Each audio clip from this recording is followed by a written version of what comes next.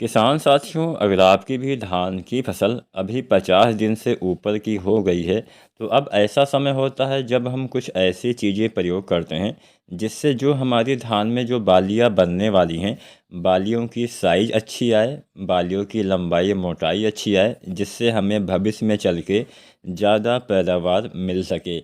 इसके साथ साथ हम एक बात का ध्यान और देते हैं कि अभी तक जितने भी कल्ले निकलने थे वो तो निकल चुके, लेकिन कई बार क्या होता है कि कुछ कल्ले जो पहले निकल आते हैं उसकी साइज़ तो अच्छी आ जाती है, लंबाई मोटाई अच्छी आ जाती है, लेकिन जो कल्ले जिस कल्ले का फुटाव सबसे बाद में होता है वो अक्सर छोटे रह जाते हैं, जिससे बाद में उसमें बालियाँ भी छोटी सी आती हैं, जिससे पैदावार भी हमें थोड़ा सा कम मिलने की संभावना रहती है।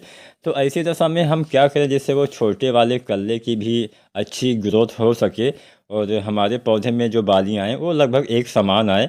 तो आज हम यही विषय पे चर्चा करेंगे कि छोटे वाले कल्ले को हम कैसे बड़ा कर सकते हैं, उसकी भी कैसे ग्रोथ अच्छी कर सकते हैं और अच्छी बालियाँ पाने के लिए हमें 50 दिन के बाद क्या करना चाहिए। क्योंकि कल्ले निकलने का समय लगभग 20 दिन से लेकर 40 या अधिकतम 45 दिन तक ही होता है। इसके बाद कल्ले निकलना बंद हो जाते हैं।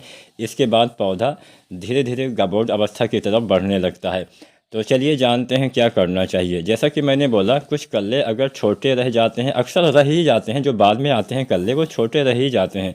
तो उसकी अच्छी ग्रोथ के लिए यहाँ पे हम आपको कुछ फार्मूले बताएंगे जिससे आप अपने धान की फसल में जो कल्ले की मोटाई है वो अच्छी ले पाएंगे। तो इस फार्मूले में आप 4-5 चीज़ों का इस्तेमाल करिएगा और इससे बहुत ही बेहतरीन फ़ायदा आपको दिखाई देगा। तो आज की पूरी वीडियो किसान साथियों आप देखिएगा और आप हमें नीचे कमेंट के माध्यम से यह भी बताते चलिए कि आपकी धान की फसल अभी कितने दिन की हो गई है, ताकि हम उसी हिसाब से वीडियो बना सकें। तो चलिए जानते हैं कौन सा फार्मूला हमें प्रयोग करना है। तो सबसे पहले इस फार्मूले में 5 चीज़ों का इस्तेमाल करना है। पहली चीज़ आपको यूज करना है जिंक का, जिंक 12% वाला 120 ग्राम। दूसरा चीज़ लेना है magnesium sulphate 1 kilo, ferrous sulphate 500 ग्राम, मैग्नीज सल्फेट 250 ग्राम और यूरिया 1 किलो। अब यहाँ पे हमने ये 5 चीज़ें आपको बताई। इन पांचों चीज़ों का इस्तेमाल वैसे तो धान की फसल में आप कभी भी कर सकते हैं, कल्ले बढ़ाने के लिए भी इसका इस्तेमाल शुरुआती समय में किया जा सकता है, लेकिन अभी आपका मकसद है कि जो जितने भी कल्ले आए हैं उनकी ग्रोथ अच्छे से हो सके। तो ऐसी दशा में 50 दिन के बाद भी इसका स्प्रे आप किसान साथी कर सकते हैं।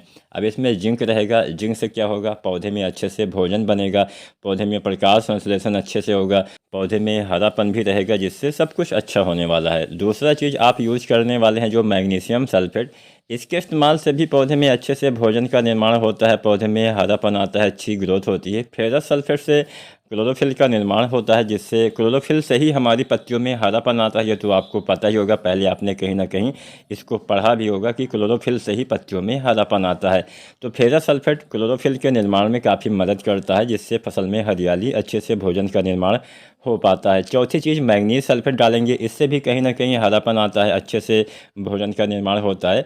और पांचवी चीज़ यूरिया 1 किलो हम डालेंगे। यूरिया से कुछ नाइट्रोजन की पूर्ति जो मान लीजिए बाई चांस कुछ कमी है तो पूरी हो जाएगी।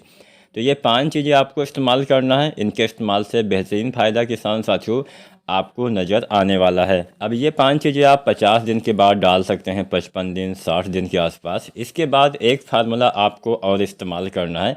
इस फार्मूले के इस्तेमाल से भी आपको फ़ायदा मिलेगा, लेकिन मैं यहाँ पे एक बात का आपको और बताते चलूँ। जिन भी किसान साथियों ने अभी तक यानी 50 दिन के आसपास की फसल हो गई है और पोटास का इस्तेमाल नहीं किया है, पोटास एमओपी पोटास जो हम दानेदार वाला डालते हैं उसका प्रयोग नहीं किया है, तो ऐसी दशा में पोटास की कमी अगर रह जाती है तो भी बालियाँ छोटी पतली कमज़ोर रह जाएंगी, अच्छे से दाने का भराव नहीं हो पाएगा, दाने खाली रहने की भी समस्या हो सकती है और उत्पादन में भी कमी कहीं ना कहीं आपको नज़र ज़रूर आएगी। तो हालांकि पोटास का इस्तेमाल तो 50 दिन के अंदर तक तो आप कर सकते हैं, लेकिन 50 दिन के बाद हम दानेदार पोटास नहीं डाल सकते, क्योंकि अगर आप डालेंगे भी तो उसका ज़्यादा प्रयोग पौधे नहीं कर पाएंगे। तो ऐसी दशा में आपको क्या करना चाहिए। ऐसी दशा में मान लीजिए आपने पोटास नहीं डाला है 50 दिन से पहले और 50 दिन से ऊपर की फसल आपकी 55 दिन 60 दिन के आसपास की होने वाली है, तो ऐसी दशा में कुछ एनपीके वगैरह आते हैं जिसका प्रयोग आप कर सकते हैं। एक एनपीके आता है 13-045, इसका भी इस्तेमाल आप कर सकते हैं। इसके इस्तेमाल से इसमें 13% नाइट्रोजन मिल जाएगा और 45% इसमें पोटेशियम यानी पोटास की मात्रा भी इसमें मिल जाती है। तो आप चाहें तो ये भी डाल सकते हैं थोड़ा बहुत। अगर आपको नाइट्रोजन की कमी दिखती है और पोटेशियम की पूर्ति करना चाहते हैं तो ये NPK बढ़िया रहेगा। या फिर आप NPK 0050 भी डाल सकते हैं। NPK 0050 में 50% पोटेशियम और 17.5% के आसपास सल्फर भी पाया जाता है। तो दोनों में से कोई भी NPK आप प्रयोग कर सकते हैं, दोनों बढ़िया काम करेंगे। 13-0-45 अगर थोड़ा बहुत पीलापन दिखता है तो डाल दीजिए। अगर फसल हरी भरी है, केवल पोटास की ही पूर्ति करनी है तो NPK 0050 बेहतर काम करेगा। अगर आपने पोटास बिल्कुल भी नहीं डाला है तो आपको इन NPK का इस्तेमाल 2 बार करना चाहिए। एक बार मान लीजिए आप 50-55 दिन पर डालने वाले हैं तो फिर आप 10 दिन 15 दिन के आसपास बाली आने तक आप डाल सकते हैं।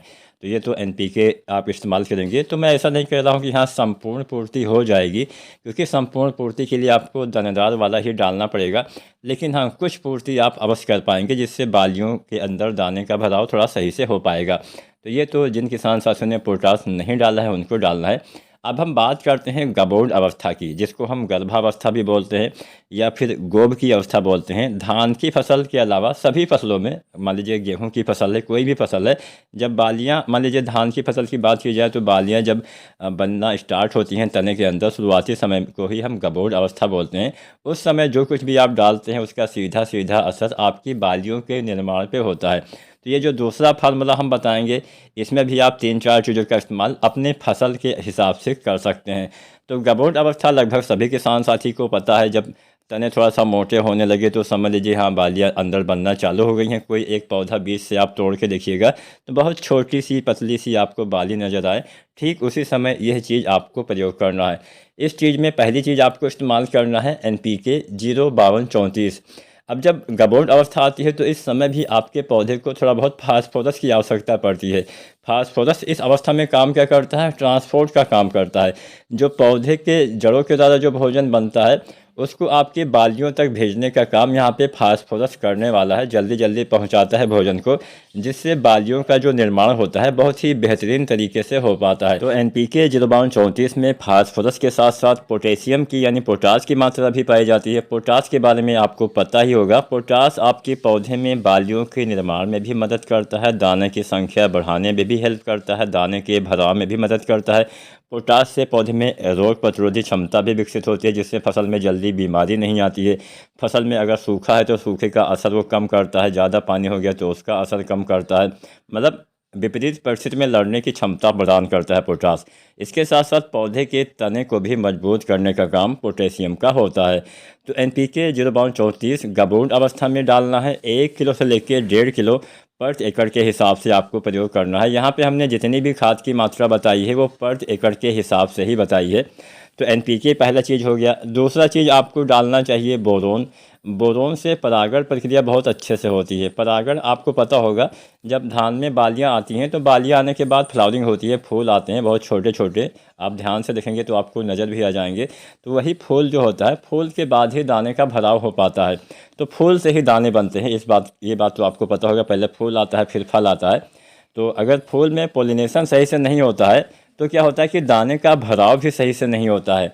तो यहाँ पे पराग नली का निर्माण बोरोन के द्वारा ही होता है। बोरोन जड़ों के द्वारा जो अवशोषित भोजन होता है उसको पौधे के सभी अंगों तक पहुँचाने का कार्य भी करता है।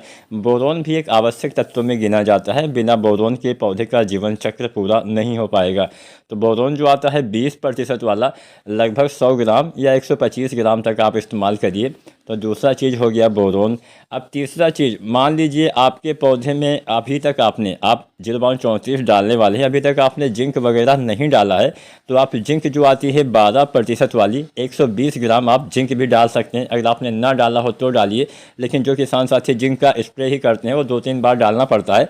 तो बाली आने से पहले भी आपको जिंक का इस्तेमाल करना चाहिए। 12% वाला जिंक 120 ग्राम, NPK 05234 1 किलो से लेकर 1.5 किलो, इसके साथ में बोरोन 20% वाला 100 ग्राम से लेकर 125 ग्राम।